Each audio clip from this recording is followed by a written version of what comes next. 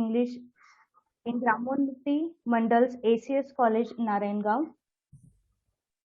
His areas of interest are literary theory, drama, and poetry. He is also a member of BOS in English of Savitribai Phule Pune University. He is also a PhD supervisor. He has guided many students.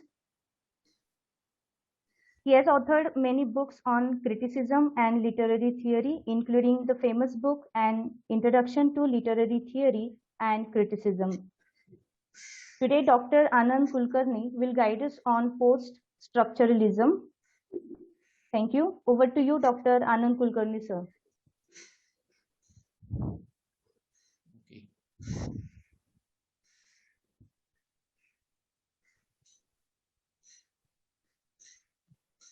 Kulkarni, sir. Yes. Yes, sir. You can begin your session, sir. Fine.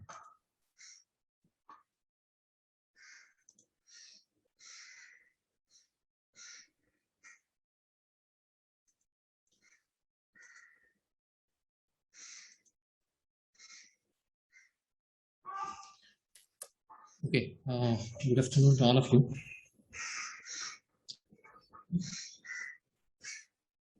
I'm very mobilized to you. I'm audible to all of you. Yes, sir. Yes. I'm very mobilized to you for such an introduction. A little bit stretched one. I haven't authored many books on literary theory and criticism. One book, and that is introductory.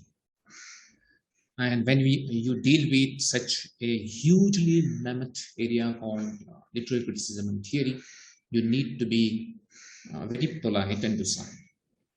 So I should start on the note of this awareness on my part that we have to be very much conscious of the vastness of the subject on one hand, and at the same time of the littleness in us as students.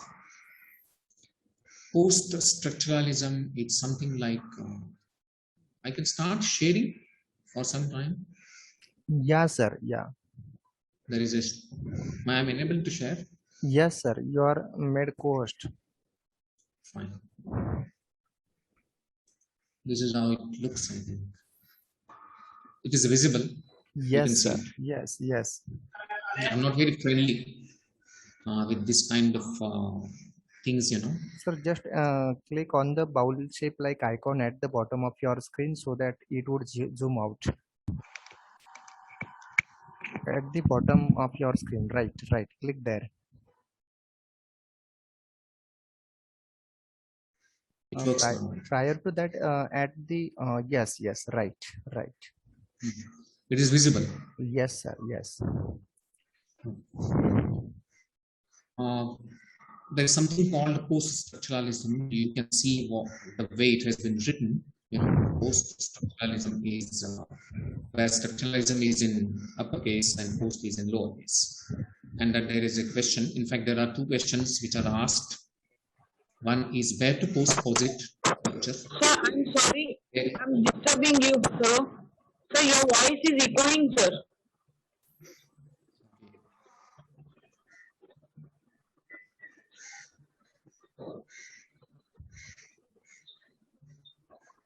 How is it now? Your voice is echoing. It is still echoing. Perhaps, sir, perhaps that participant making problem at her end. No, I shall minimize the audio from my side, you know, that would possibly. Sir, from your side, it is quite clear, sir. Yes. No problem. From participant side. From madam side, madam side, sir, it was a problem. Yeah. Thank you. You're absolutely correct, sir. You're clearly audible, sir, for the rest of the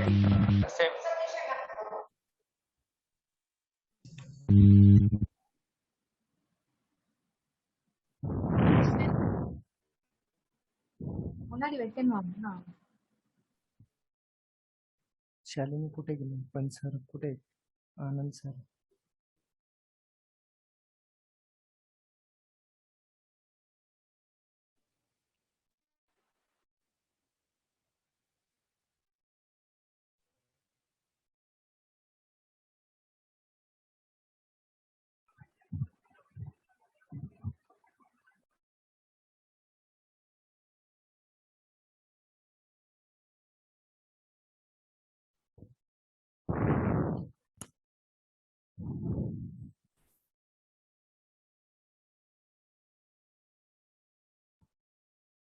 Kulkarni sir, you can unmute yourself from your end.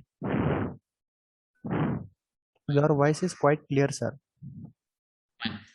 Thank you. Okay, we should start with this. This is slide that I want to share with you. This is post-structuralism, which there is post which is written in lowercase and structuralism in uppercase. And there are two questions which are raised. These questions are not simply written, they are raised. And raising it somewhere between writing and speaking. Fine.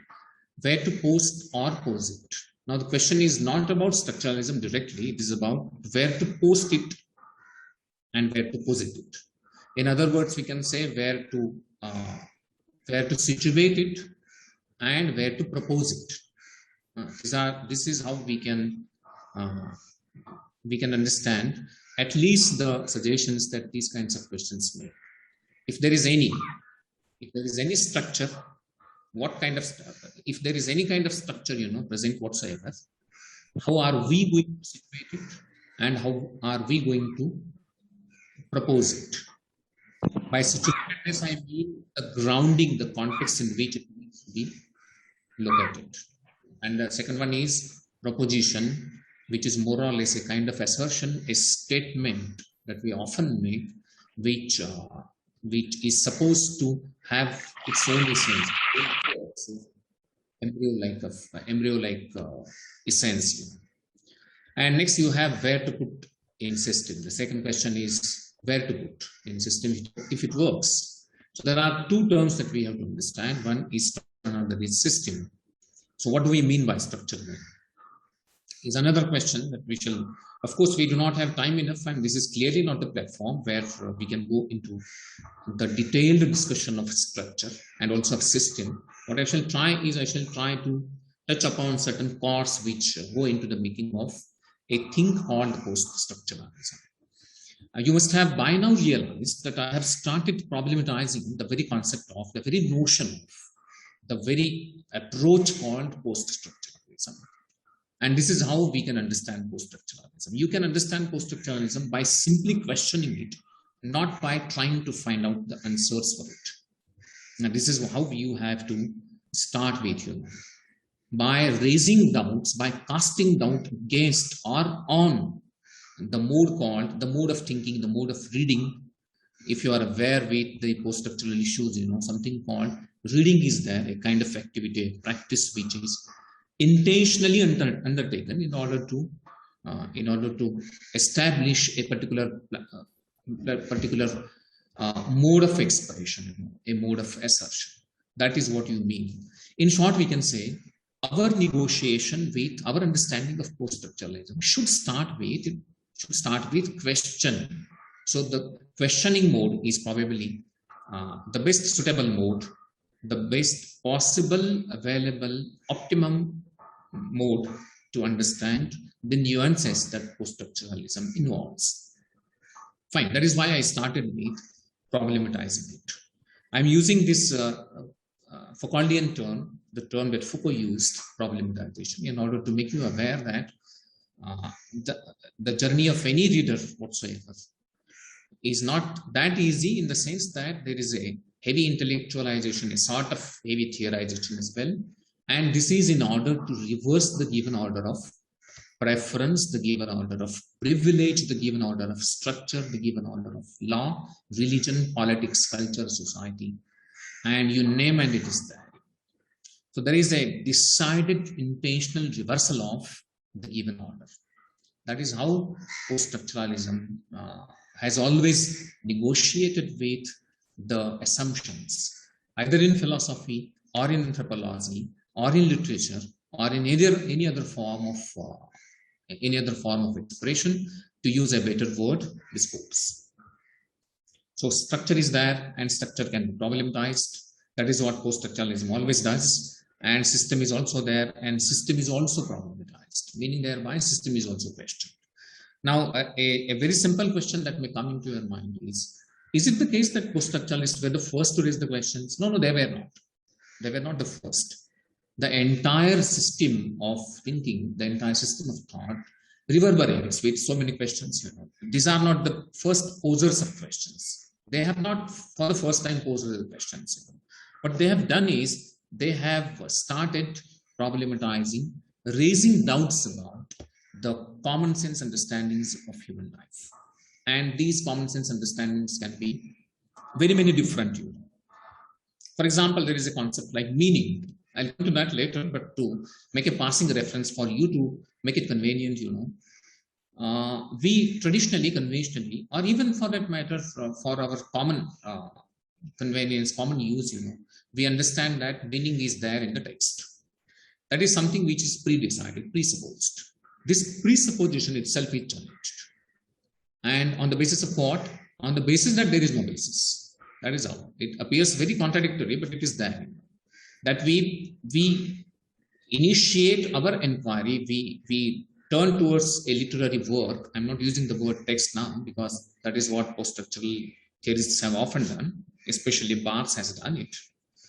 That when we turn towards a literary work, say for example, a poem, I want to understand a poem. What do I do? How do I turn towards a poem? How do I read a poem? What is my intention? In order to understand. By what does I mean by the word understand? Meaning. I want to understand its meaning. And this presupposes that there is a meaning present in it. That the text, that the work, the poem itself is meaningful. This is the presupposition, the pre-assumption. This is the hypothesis with which we approach a literary work. I gave the example of a poem. I took the example of a poem. You can go for any literary work for that matter, and it is there. Now, before we turn towards the actual discussion about post-structuralism, I want you, once again you to understand a few things about this term called post-structuralism. There is something called post, by which we mean there is a kind of chronological succession. Post is something that comes after structuralism. Post is something that extends, continues, carries forward the ideas of structuralism. And post is something which challenges, resists, objects, raises doubts, questions some of the ideas or notions of structuralism. And so you have to understand in all these three terms where post-structuralism comes from. Or simply you can say that it is an extension of what Saussure was arguing in structuralism. We all know, I'll not go into the details again, explaining to you or describing the major issues, major ideas that Saussure had already proposed in structuralism. Assuming that you all are aware of some sort of background of structuralism, we shall move on. So these are the two questions. One is about the nomenclature itself. The other is about how to post it, how to situate it, how to propose it. This is about structure and also about system. Fine. We shall move on to the next. And that is about deconstruction. By post-structuralism, I mean at least two of the steps. Again, at the same time, I would like to make you aware that post-structuralism is a bunch of so many reading practices. It is not something like critical approaches, you know. That's a very wrong word to use as far as the revolutionary nature, the rebellious nature of post-structural reading practices are concerned. And we have to understand that, that rebellious spirit as well. But then again, for our convenience, we can say that there are so many critical approaches which come under what you call post-structuralism. So it is an omnibus term, a blanket term which often covers all varied critical practices which are carried out in the name of post-structuralism. Two of them I'm going to deal with today. One, of course, is deconstruction. Another is Foucault's ideas. Now, you can see in the slide, you know, that there is something called deconstruction, the way I have written it. There is an eraser in it, something that is written and something that is not followed with. Look at what we have done with the grammar, the punctuation marks and all those things, the things which make the things writing standard. You know, we have standard ideas about writing. You know? There are certain norms which we follow, which we try to follow, and we try to make it pure, correct. Something like purification, something like standardization, something like correction. is always there, no? And it is inherently there. We are given to corrections. We are given to purifications. I would rather use the word purification in place of correction, because correction is more technical, purification is more moral. And that is where we have to make the difference. Fine. By this, I mean there is an eraser. The moment we write, there is a kind of eraser which always works. So there is always a play between play that inhabits, the play that inhabits and the play that inhibits both. The gap that is there between what we write and what we mean, between what is written and the moment, the instance it is written, the next instance it is unwritten. And this is what you call the practice of eraser, which was very famous. Once Mr. Derrida made it available to the theorists and literary critics as well. You know, there is a sentence that I have taken over here. You can read the sentence, Robert Herrick. And I chose Herrick because it is his birthday today. Robert Herrick, he was baptized today. That is why I took the name of Robert Herrick. Of course, Googling. Look at the sentence which is there. Robert Herrick was a British male poet born on 24th August 2021. This is not 2021 actually. He was not born in 2021. He was born in 1757. And sorry for this mistake. He wrote Gather Ye Rosebuds While Ye May, the kind of poem that he wrote. Now, what do you think? Do you mean to say that this is a kind of sentence or a statement which can be very easily accepted? Do you think that there is any problem with the statement? Do you mean to say that the sentence is clear? And I think there are no issues, except the mistake on my part, of course, mistake of the year, that the sentence is clear. And it is communicative, it is meaningful, it is essential. You know, there is no reason why we should argue against it or object to its meaning. He was a British male poet. But then there is an inverted comma. What do we mean by inverted comma? That is a question. I am asking the questions to the statement that is made, the sentence that is uttered, the sentence that is written, whatever you call it, either writing or speech. It is an inverted comma. And why this name? Why just Robert Herrick? Does it carry any significance? Now, do not go to Shakespeare or any other writer you know who is often quoted what lies in the name and something like that. Right now, we are not concerned with that. Right now, we are trying to interrogate into the sight of meaning that is opened by this statement. Robert Herrick was a British male poet. Does it make any difference to Robert Herrick, calling him to be British and not non-British? Does it have any significance? Next, then there is a word like male, you know. What about this? Now, we have to understand male in contradistinction with, in contradiction to female. Is it something like that? Is it simply sexuality? Is it a reference to genderization? Is there anything like this that we have to talk about? Cannot we talk without sexuality, reference to sexuality and reference to gender? Is it possible doing that? Then there is something called 24th August, you know, which he was born. Derrida doesn't believe in the date, probably for the very reason that date is something which works as a chronology. I'll talk about that if the time permits. Fine, this is how we should start interrogating. My point is that I tried to bring this statement to you because I want you to understand that there are so many interrogations that we can make into an ordinary statement, an ordinary sentence that we utter, or a statement that we make. Fine, this is where deconstruction works. Then we shall do with Mr. Jacques Derrida. Mr. Jacques Derrida. Derrida seems to be worried, you know, and he's worried about what? About language. The first rebellious, the first revolutionary reading practice which has been made available in the name of post-structuralism, of course, is deconstruction. And what is it all about? About language.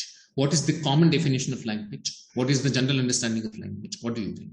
What is our understanding of language? Offhand, if you ask me, if I'm not a teacher of English and I do not know anything about English or whatsoever, what do you think? What will be my response to your question of what is language?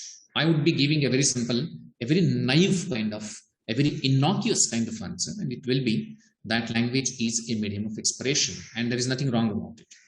As far as the conventional yardsticks and parameters are concerned, that language communicates. There are certain assumptions which are decided in the statement like this one, in the utterance like this one, or a definition that is made that language is a medium of communication.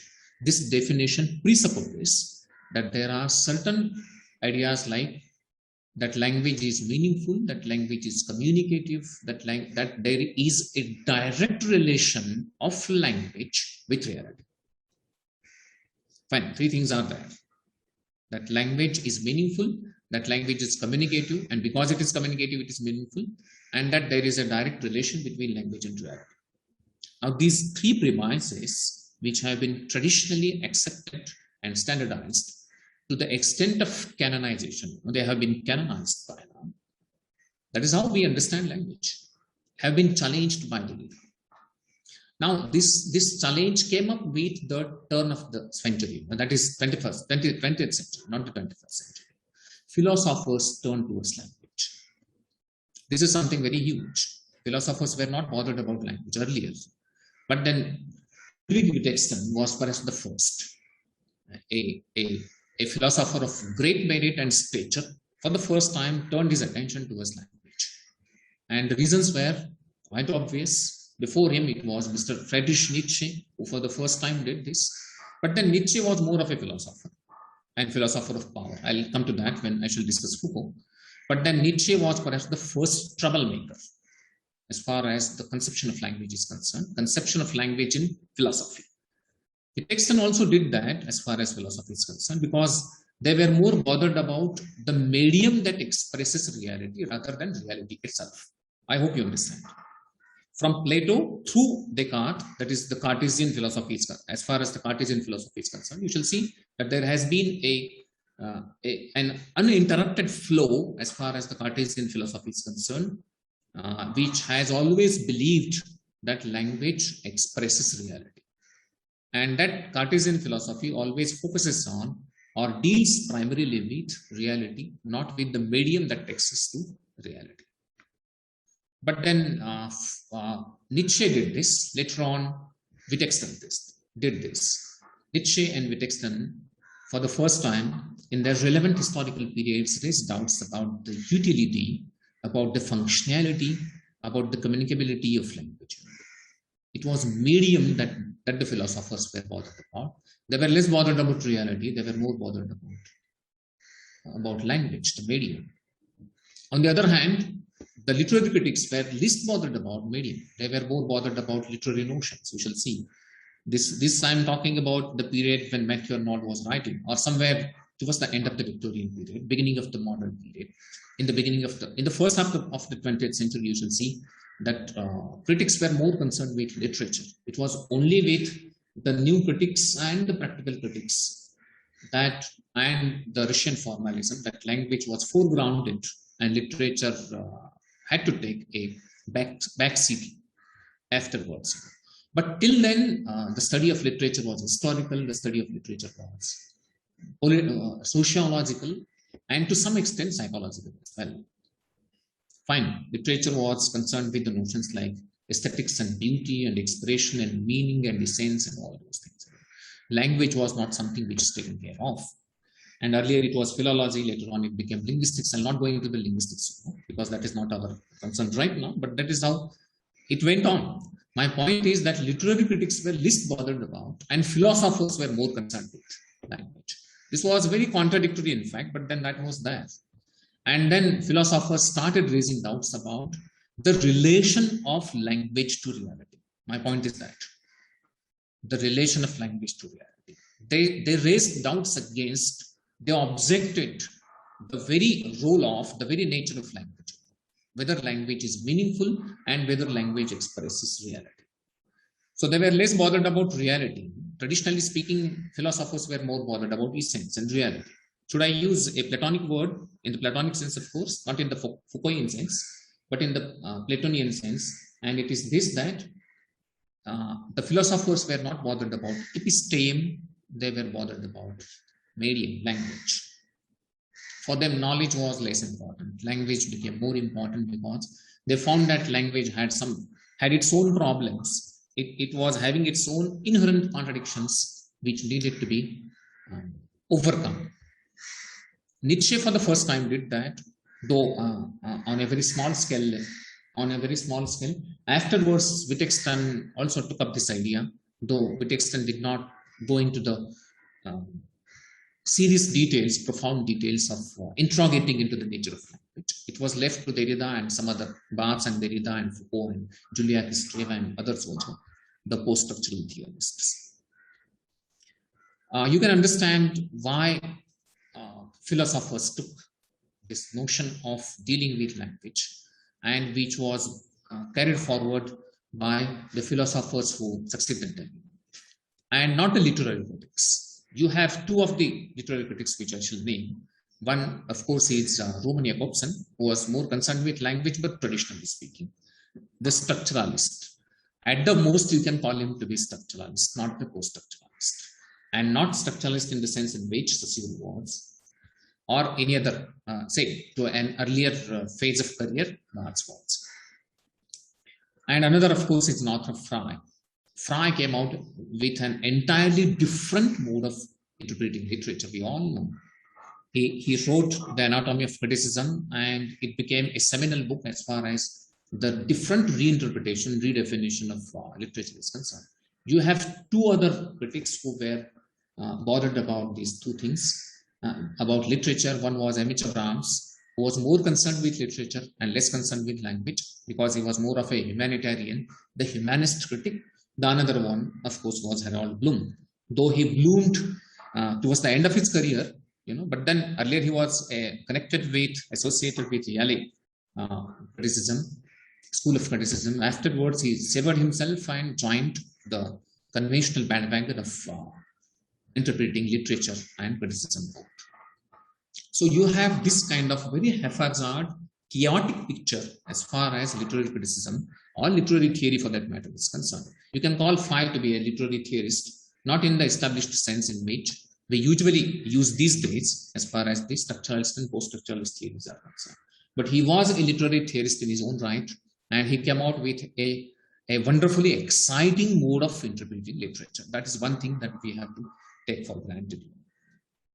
Fine.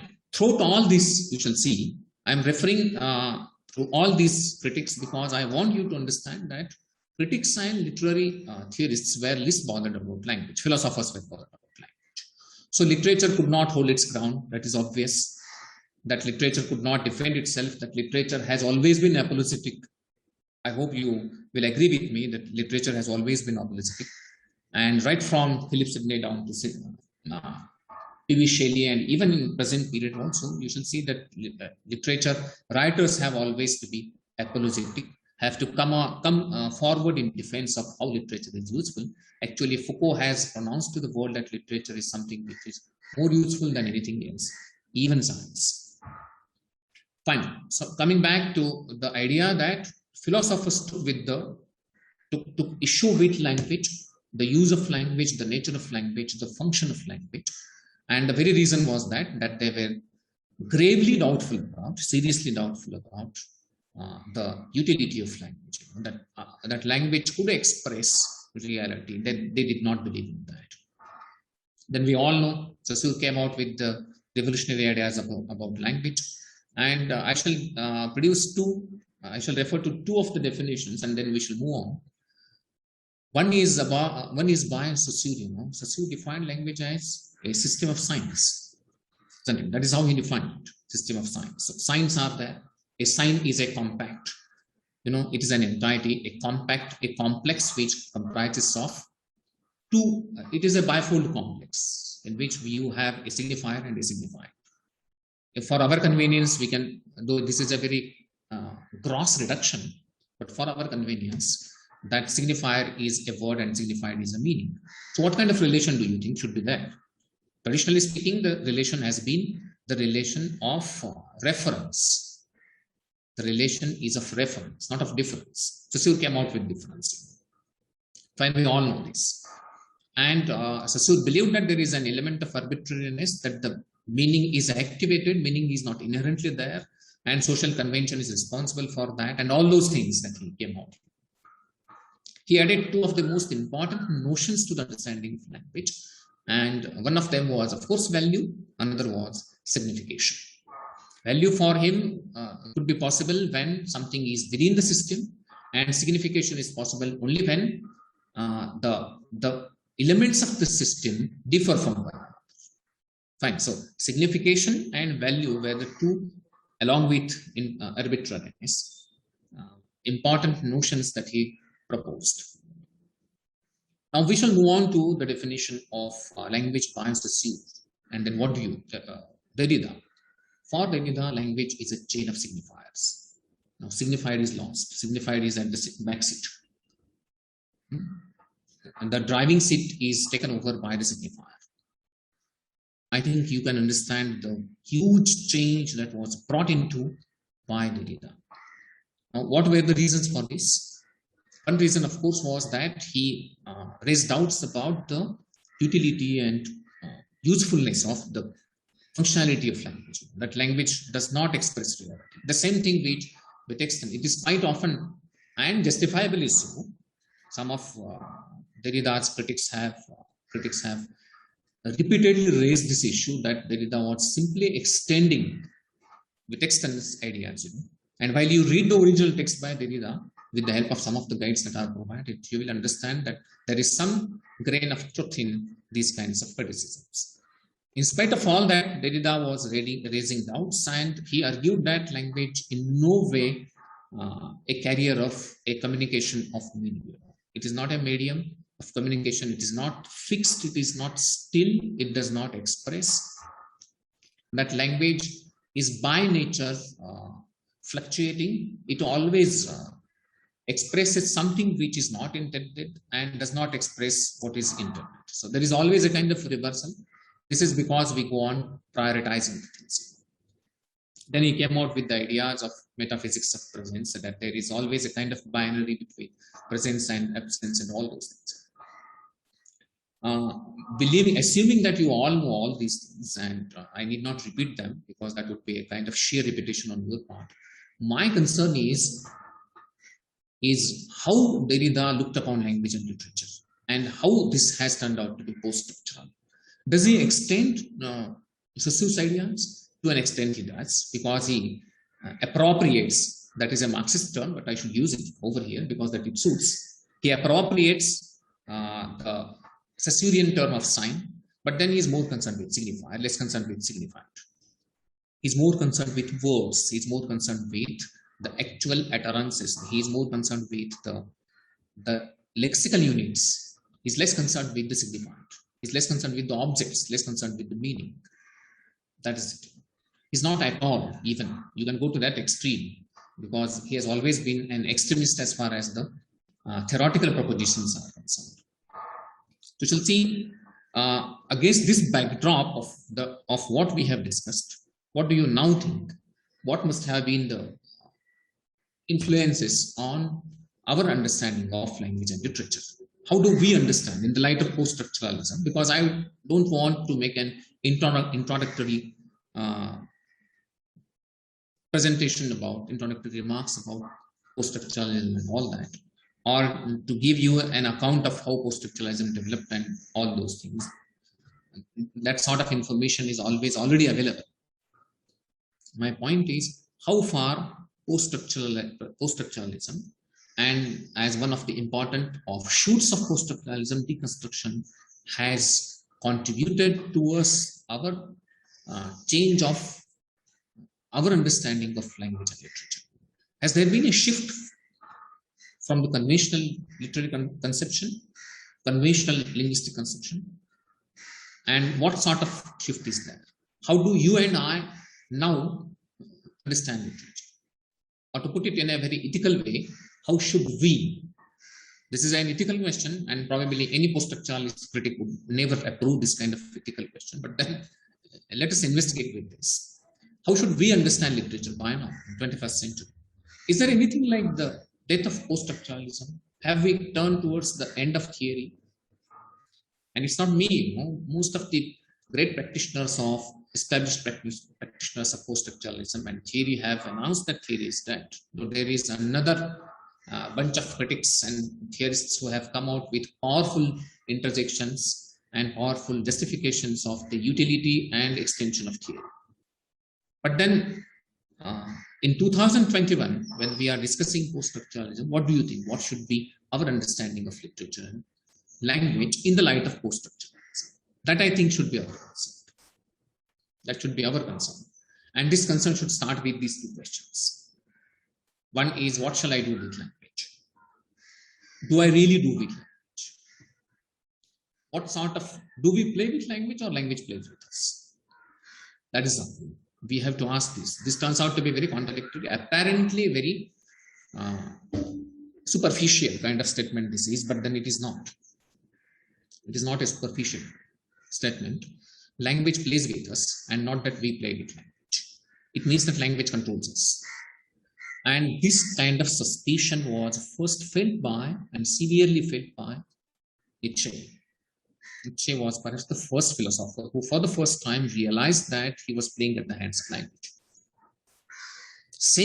With same intensity and with same depth, later on Wittgenstein also felt the reality that he was also playing at the hands of language, and not that he was using language. In fact, on the contrary, language was using it. So what shall we do with language? Let me put it this way, in place of I. What should we do with language? Do we do away with language, use language? Is language communicative?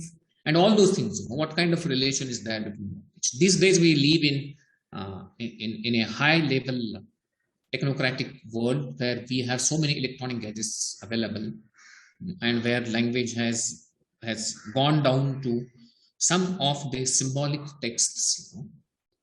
Some emoticons are there, some symbols are there, some signs are there, and we are almost at the verge of losing the written language, or what you call the alphabet of any language for that matter. We are not any more bothered about all these things. Given this kind of situation in which we live, where language has probably no role to play whatsoever, apparently at least, has no role to play. What do you think? What shall we do with language? And by the way, I'm raising the questions. I'm not supplying you with the answers. I'm not used to that. No student of theory or literature will give you any answers. There are no solutions. There are only questions that we have to live with. We are out of joint, and there is no way how these joints can be brought together. We pine for what is not. That is how we go on. That is something which we have to live with. This is a very abject kind of condition, but then we have to live with it. Speak or write.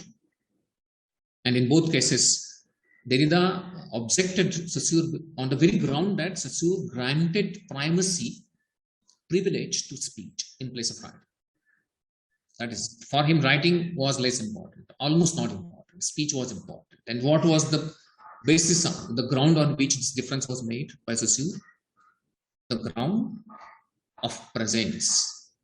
While I speak to you, I am present. And because I am present, I guarantee the meaning. That is how it works. My very presence, the speaker's very presence, guarantees the essence, the meaning that the words carry to the listeners. That is what, because speaker is present. So it is in the presence that Saussure argued. So Saussure in a way was carrying forward the Platonic idea of the primacy of speech over writing. The same Platonic notion that speech is primary and writing is secondary, that speech is substantial and writing is derivative, that we derive writing out of speech, and speech is original and writing is duplicate, some sort of thing. So those kinds of binaries were raised. Saussure was no exception to that, could not escape the web of binaries. The reason why Derrida has rejected his notion of speech and has more or less concentrated on. This is what you call monocentrism, and then there is logocentrism, and then there is metaphysics of presence. Then he comes out with the concept of aporia. All these things taken together, what you call, constitutes deconstruction, more or less. Fine, as I said earlier, I'm not interested in discussing post-structuralism as a mode of critical understanding of literature or any other discipline for that matter. But I want you to interrogate into, in fact, I want you to help you interrogate into this kind of site. That is the only way you can do it. To use a better word for that, I would like to facilitate you. That is it. We can only do this. We cannot arrive at certain questions, because something like universal, something like meaningful, something like original, something like pure, all these conventional ideas have been problematized, they have been challenged, and justifiably so, of course. We can go on explaining or discussing each one of them at a greater length, but then that would take us to another series of discussions. So we'll not do that. Right now, I would like to limit myself to these two questions. Should we speak or write? And do we really believe into the meaningfulness of our speech or writing? Some of you must have gone through the recent writings, by the recent novels, recent poems. You shall see that there have been constant rejection of the established formats, the established essences as far as literature is concerned, literary works are concerned, texts are concerned, to use it that way. Now, once you understand that there has been a change from word to text, you will understand how things have been texted. For example, work is something which has its own meaning, operates on the psychology of the reader, and it has its own authority. Work is something which is the source of meaning and also the operator of meaning. On the other hand, text is nothing like that. Text has a major role to play in dismantling this established structure of meaning. Fine. So, as far as speech and writing is concerned, you shall see that there has always been a doubt about this, whether to speak or to write. In both cases, there has been a constant, as I earlier said, a constant resistance, a constant rejection, a constant disowning of the established structures. These days, we do not write our poems in poetic form, in verse form, not even blank verse, not even free verse. We do not do that. We write in prose forms. And you can immediately sense as to how we have come to this state of literally disowning all the established patterns of writing, as far as writing is concerned. And this again related to literature. You can go to other areas, of course, where writing has to play a very pivotal role in dismantling the established conventional structures. Same is true with speech, because we take certain things at face value, isn't it? You and I believe usually in words, we believe in what is spoken. We do not believe in what is not spoken. Something like a gap between a gap which has been traditionally so much celebrated, something like between the lines, quote unquote, you have something called between the lines. So there is something between two lines which lies over there, lies silent, dormant. We are to go over there and activate it, and the meaning becomes, meaning flows to us, something like that. Post-structuralist theorists have not accepted these kinds of notions, about speech, about writing, and so there is a kind of problematization. You shall understand, I hope, that this is all nothing but a kind of problematization, a play. The next line is, it is already a play. Language is a play. The only thing that we can do with language is to play with it, and that is that.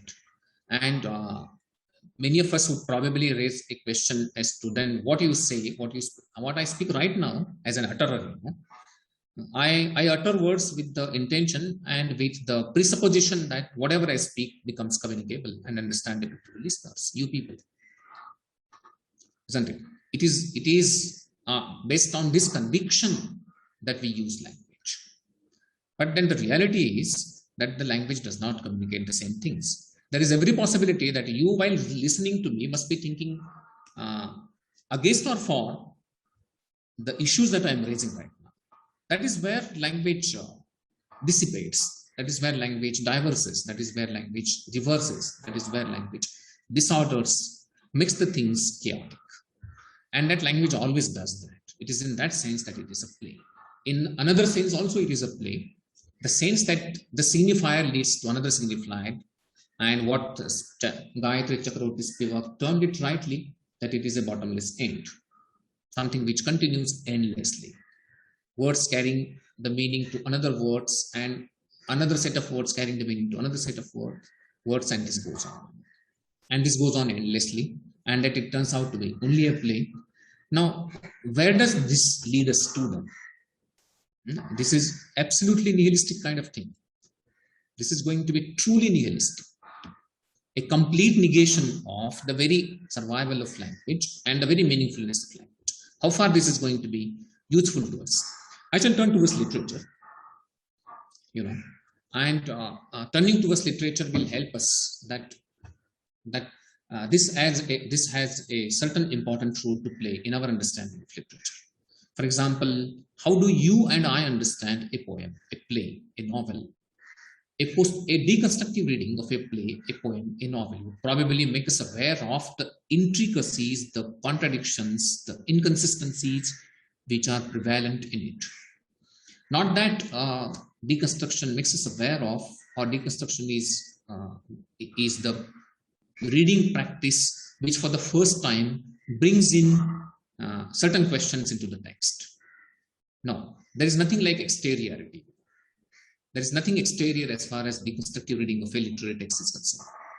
That is, a deconstructive reader does not bring any problem in the text. It does not raise any problem about the text. In fact, he uncovers the problem that is there, the problem that is already and always there, the problem that the text has. Now, what kind of problem? The inconsistency, the contradiction, the inconsistencies that are there in the text. What the text apparently poses to tell the reader, poses to share with the reader, and what the text actually does not.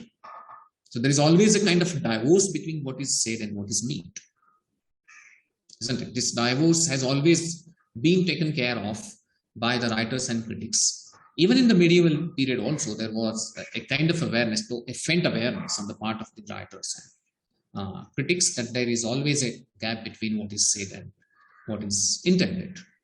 But then this is not only the case.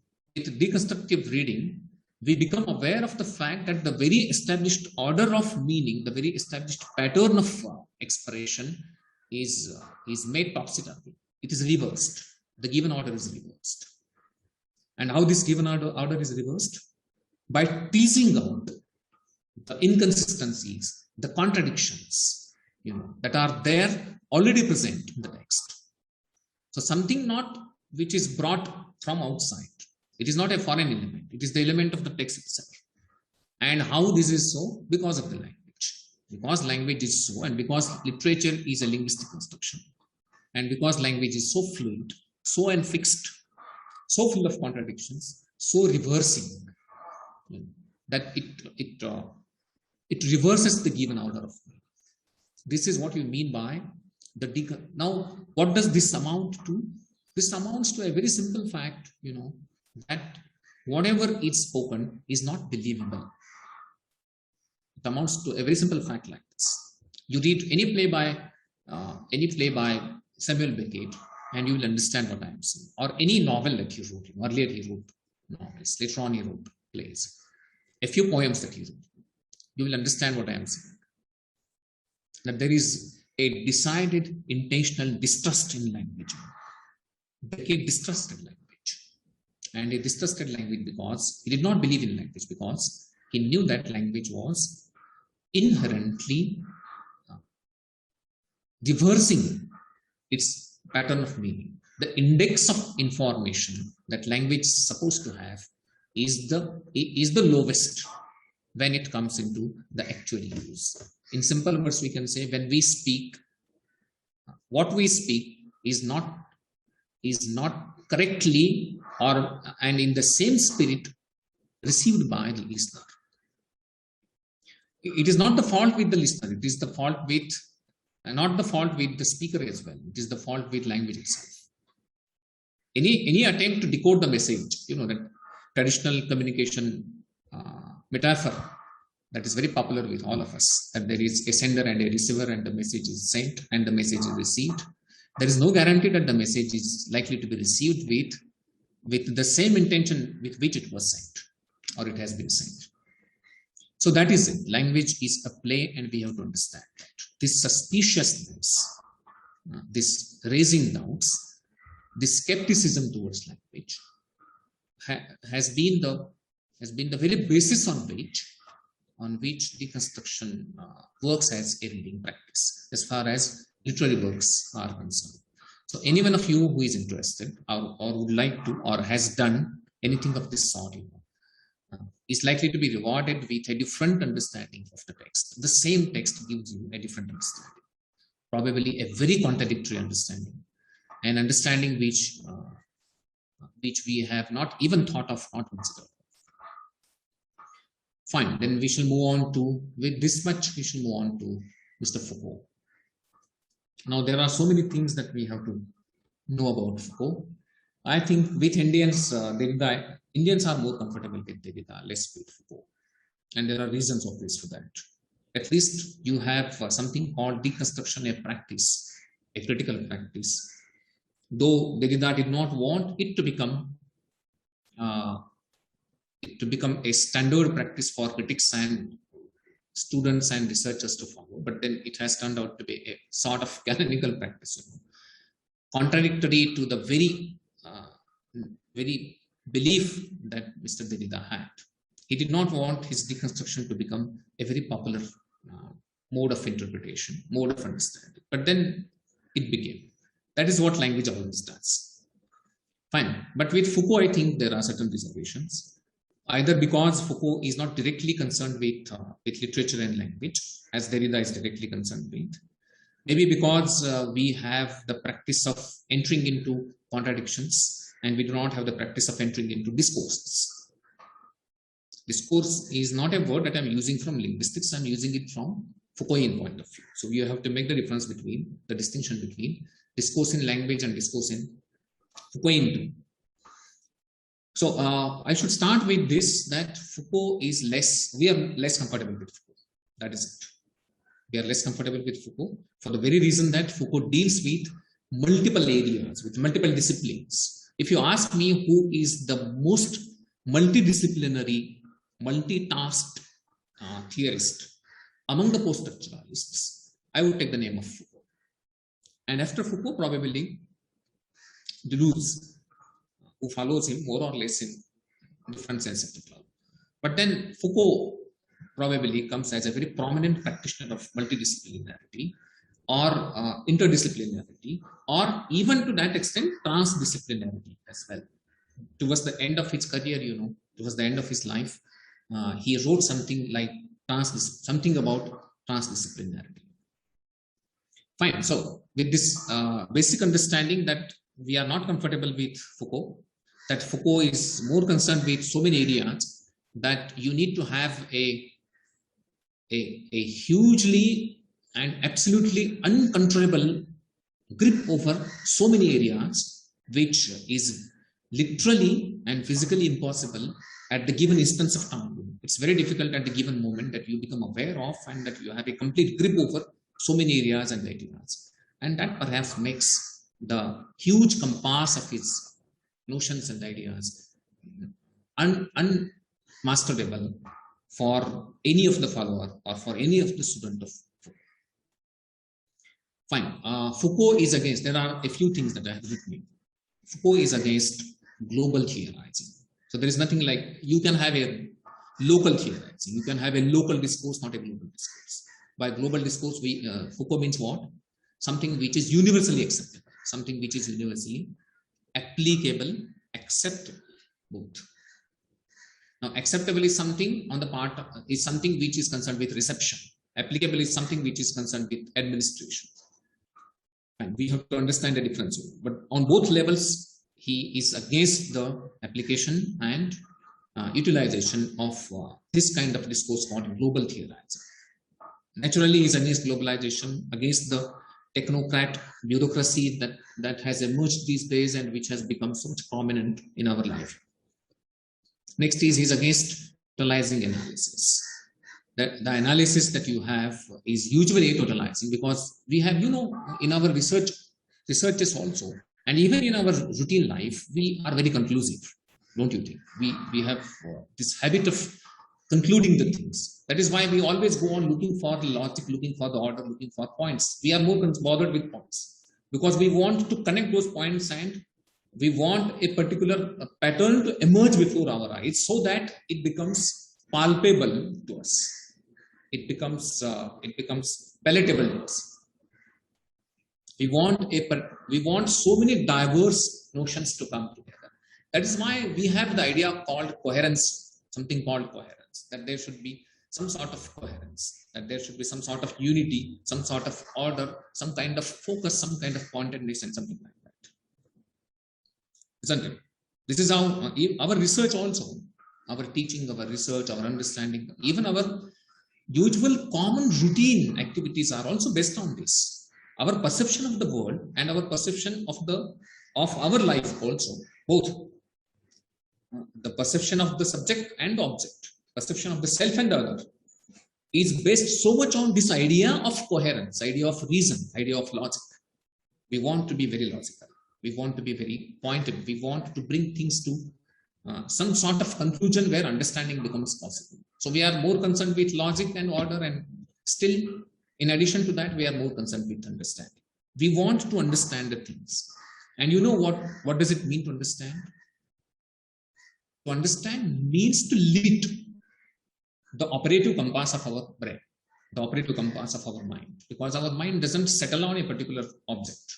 It doesn't settle on a particular, it doesn't focus on, concentrate on a particular idea, a particular notion. It schemes, keeps, hops on, goes on changing. In a way, it is volatile. That is the point. It has always been volatile.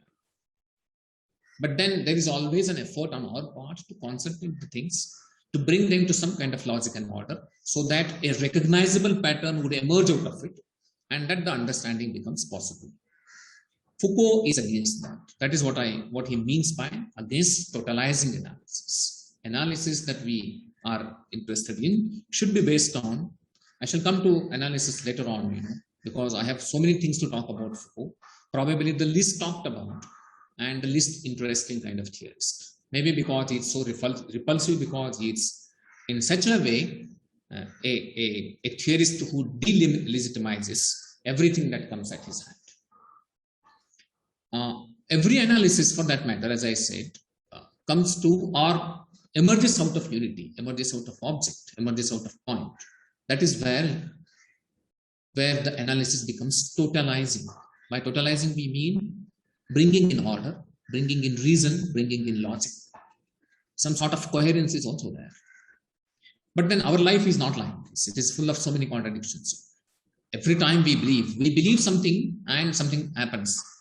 Whatever happens differently. So there is always a kind of contradiction between our belief and the actual happening, between what we think and what actually happens, between what we speak and what actually is intended or how it is received. There has always been introduction or a series of contradictions in our assumptions. So totalizing analysis is like reducing the micro level localized differences between discourses, between analysis. This is ANALYSES. It's plural. By totalizing an analysis, we are reducing its possibility of producing different analysis. That is it. Because each time you undertake an analysis, you are contradicting yourself. Not now in the case of language. Earlier it was in the case of deconstruction, there was a kind of self-contradiction. But with Foucault, it is the contradiction on the level of objects, on the level of othering, on the level of notions themselves. Not on the level of language right now, but on the level of the reality, the notions, the ideas which are there. So against totalizing analysis means that there is always a possibility of a variety of analysis, and this possibility is reduced to a totalizing analysis, and then we come out with conclusive remarks about. That is how our reports are often written in. That is how our researches are often carried out. That is how we practice so many things in our life. We try to totalize the things, bring them to some kind of understanding, and reduce its its ability, its possibility to turn into multiple level discourses, multiple level analysis. He's against systematicity, meaning thereby he's not just against system, he's against the very idea that gives birth to system. By systematicity, he means that system is responsible for, say for example, we shall talk about that after a while, but then you shall see that by systematicity, he does not simply mean system, he means how the system operates also, not simply the nature of system, the actual function of the system as well. And though Foucault does not accept any of the established ideas or notions, he was very much influenced by Nietzsche. That is why I have written Nietzsche the Troublemaker. Nietzsche was responsible because Nietzsche for the first time raised doubts about not just language, about the reality and the facticity of notions. The facticity of notions also, the facticity of ideas as well. Fine. Now, I would like to discuss a few things as far as Foucault's ideas are concerned. I think I'm not done with time. No? Fine, there is time. There is a book called Madness and Civilization by Foucault. Some of you must have read, or you must have some of you must have at least summary understanding of this book. A wonderful book that he wrote. We know that Foucault came out with two of the prominent reading practices or interpreting discourses. One was archaeology, another was genealogy. Archaeology was in the initial stage of its career, genealogy was later on. And the very credit of genealogy goes to Nietzsche. The origins of genealogy can be traced back to Nietzsche, because Nietzsche had written a book with the same title. And Nietzsche was responsible for producing what you call the genealogical study of any discipline, for that matter, or any mode of understanding of human life. Now, in Madness and Civilization, madness is something which is understood as a kind of exercise of power. Now, he goes on explaining how madness has come down to us. From the medieval period to, this will explain what I'm talking about, how global theorizing is is harmful, how totalizing analysis is unacceptable, and how things are against systematicity, and why Nietzsche provided the necessary impetus to Foucault. All these questions, all these points will be explained in the discussion that I am right now engaged in. So that madness was understood as, madness has always been contradicted with wisdom, with foolishness, isn't it? With wisdom on one hand and madness on the other hand. Now, madness as a concept has traveled through the historical phases and has changed a lot over a big historical period of time. In the medieval period, mad people were. How this idea of madness came up turns out to be one of the interesting points in the book itself. I'll not dilate upon it because we are running short of time. But then we shall see in the medieval period, madness was contradicted against or contrasted with wisdom, and mad people were forced to go on ship voyages, on sea voyages. They were the shippers. The first way how the society started negotiating with the madness was this. This was the first instance. In Europe, of course, this is a European mode of looking at that.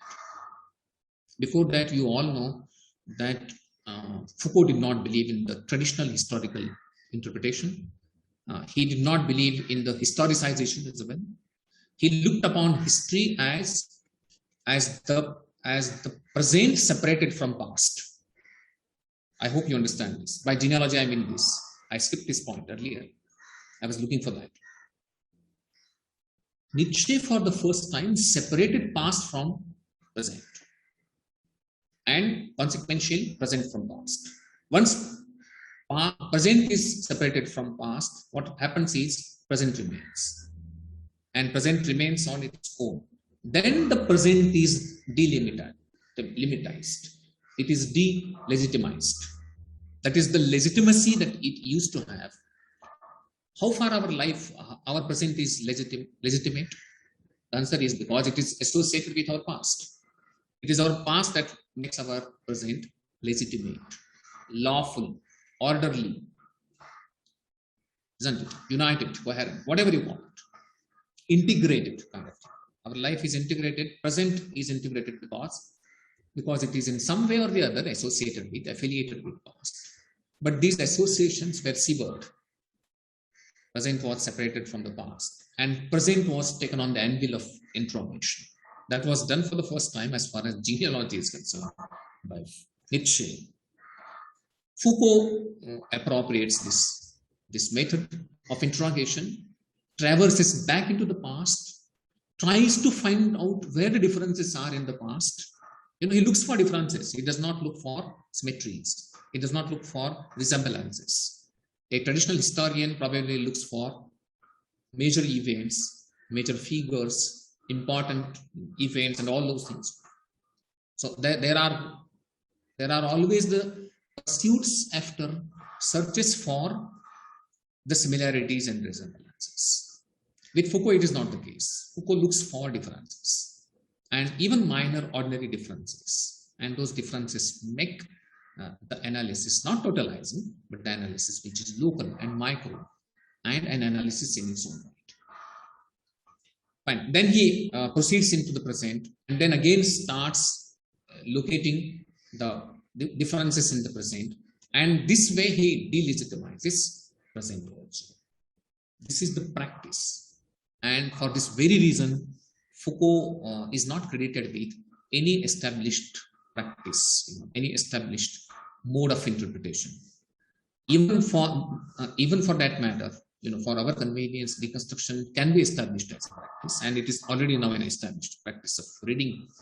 But then Foucault did not propose any method of that sort, any practice of that sort, for this very reason that he knew that it would finally turn into a grand narrative, a meta-narrative, though that was a term used by a postmodernist and not a post-structuralist. But then that is always there.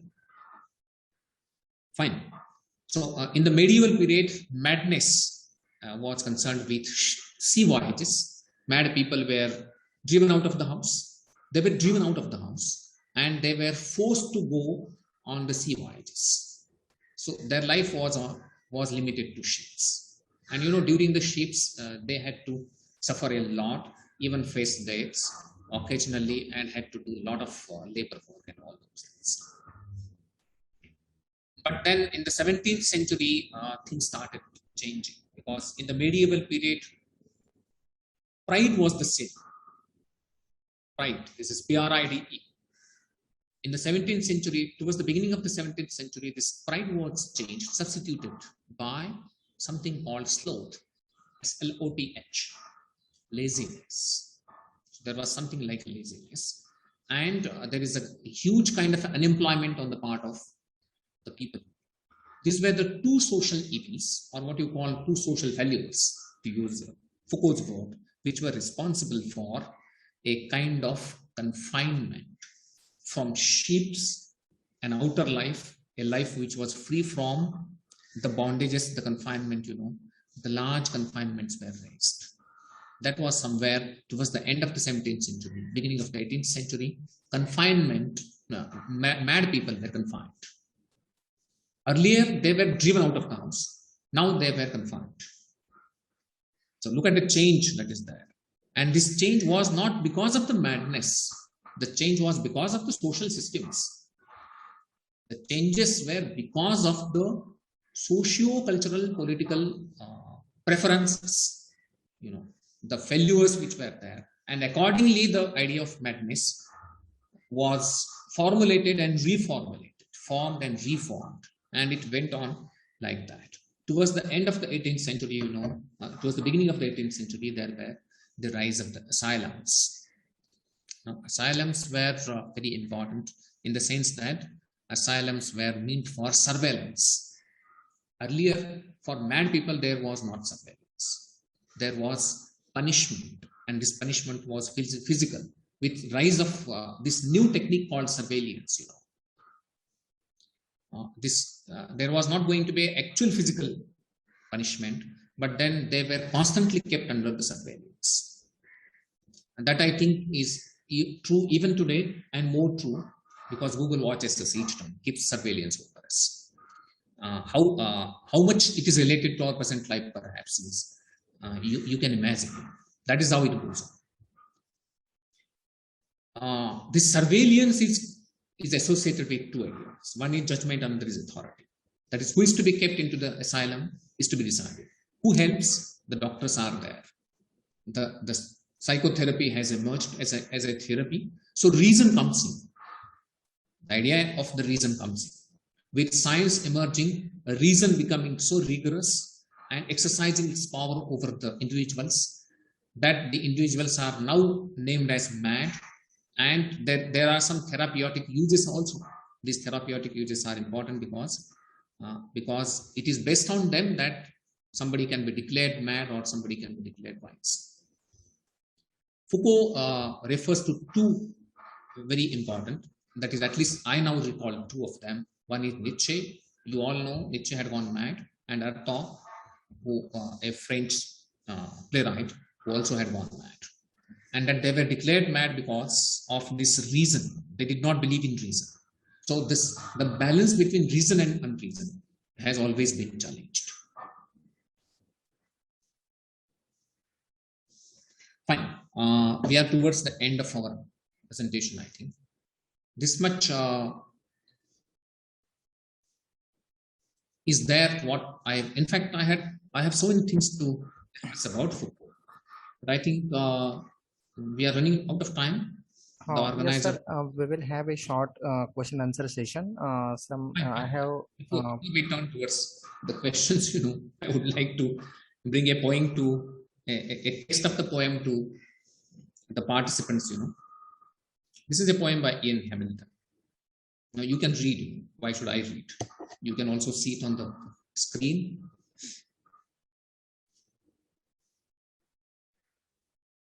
What do you think? What you should do with this poem? Do you call this to be a poem? Is it actually a poem? Do not you think that it is prosaic?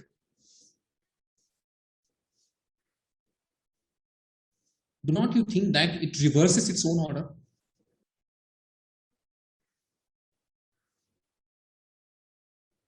Ian Hamilton was suffering from cancer, and he was in the hospital. And this poem was written when he was in the hospital and almost on the verge of death. Let me brief you of the context in which this was written. Now, what do you think? Things change, our perception changes. But keep it aside, keep this context aside in which this was written, and still, do you think this is a poem? The idea that I was earlier raising, the point that I was making, and the point is this, that the formats are changed, the way the things are written are changed. Now, poetry is no more verse, no more blank, no more free. There's nothing like verse, It's not even prosaic also. You can have number of things. You can add so many qualifiers, pre-qualifiers, post-qualifiers, modifiers, and so many other things. You can go on. In other words, you can use so many adjectives to describe what it is. And each time you will experience that it is indescribable. You read these 6 lines, I think. There are 6 lines. You read them and you will understand that the poem doesn't make much of a sense, for the very reason that not that we are not able to reach to its essence, but perhaps because we are more aware of the contradictions and inconsistencies that the poem reverberates with.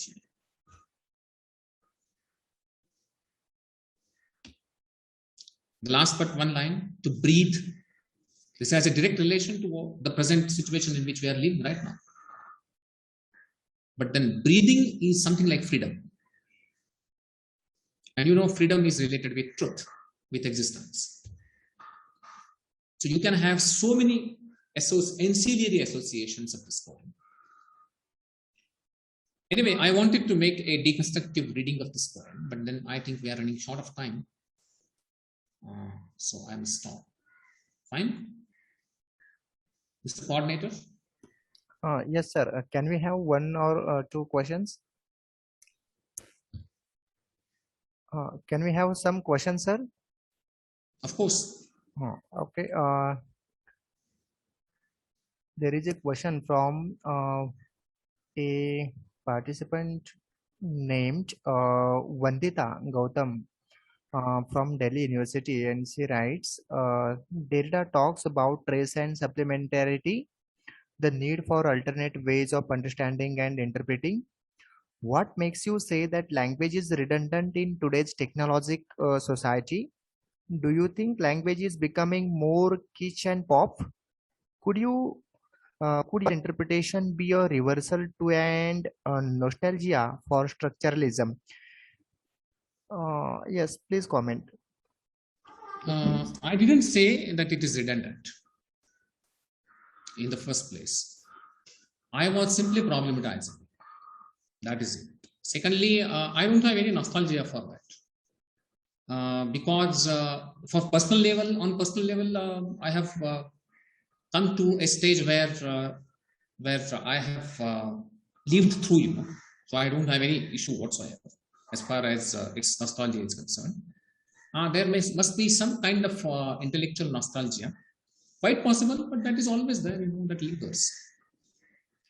But then Derek Attridge and George Bennington have come out with some of the finest studies as to how post-structuralism and Derridian thought are very much in vogue today in different forms. So that is it. Sir, another question is there. What is the goal of deconstruction in a sentence or two? Goal of deconstruction. No. Deconstruction doesn't have any goal. Okay. Goal is that you need to reframe this question. That's it. Okay. Question should be, what does deconstruction do? In place of aiming. It doesn't have any aim whatsoever. If you're looking for an aim, then you have a strategy already ready with you. The program is already ready with you. And it is something like outcomes that we are always used to. And some outcomes are there. Some inputs are given, and then some outcomes are expected, sort of thing. That is not there. There is another question from Dr. Sachin Raj. Do we really need any theory to enjoy the arts like music, painting, or any other art? Frankly speaking, this is a question which is quite often asked, and I think it's a exciting question, even though it is repeatedly asked. We do not need anything whatsoever. Why just other arts? Why don't you turn towards our art form called literature? Do we need any theory to read a novel, to enjoy a play? We do not. We do not need. But then it doesn't mean that we should not engage into interrogation. We should. Isn't it? Not necessarily post-structuralism. Any of the thing for that matter. There is another question. Do you find a common link between the absurd and post-structuralism? Common link is not there. Link is surely there. You cannot call it to be common. By the time Beckett was writing, Brecht was also, though Brecht was towards the end of his career, but then Brecht was also writing. And Brecht was making the things social, whereas Beckett was interiorizing the things. He was looking into the interiority of human psyche and trying to bring existential issues into the circulation. But then his distrust in language has something to do with the prevalent distrust in language in his times. Theodor Adorno has extensively written on Beckett, justifying his role, justifying his mode of writing. So my suggestion to you will be, you please read Adorno, though Adorno is very difficult to read, but then you read as far the way you like to, with the help of some tutor or someone, so that you can understand that there is some link between This is an open-ended question. You can have links with post-structuralism of any writer with post-structuralism for that matter, because these are all very overlapping kind of things. Common surely not, link is surely there. Sir, one last question. There is a participant called Sukanya, and her question is, sir, can you suggest some sources to understand deconstruction? She wishes to understand deconstruction better. If you want to understand deconstruction better, you read one of the finest books that I have read on deconstruction, and it is by George Bennington, by the title Interrupting Derrida. It is by the title Interrupting Derrida. It is probably the finest that I have come across. He takes even Judith Butler to task. We didn't have enough time to go into the details here. Spivak and Butler have also been taken to task by Bennington, raising doubts about what they understand deconstruction to be and what actually deconstruction must have been. So it's a wonderful read, easy for anyone who is good with English. That's it. Okay, sir. Thank you. Now I request Sharayu ma'am to proceed with vote of thanks. Sharayu madam. Hello, Sharayu Sonamne ma'am, are you there? Okay, I think she's not there. Sir, I thank you very much on behalf of KTHM College and the entire team for delivering such a nice session. I also thank the Honorable Principal Dr. B.B. Gaikwad sir for availing such a nice platform. In addition to this, I also thank Head of the English Department, Dr. Binnar sir. Thank you all. Thank you.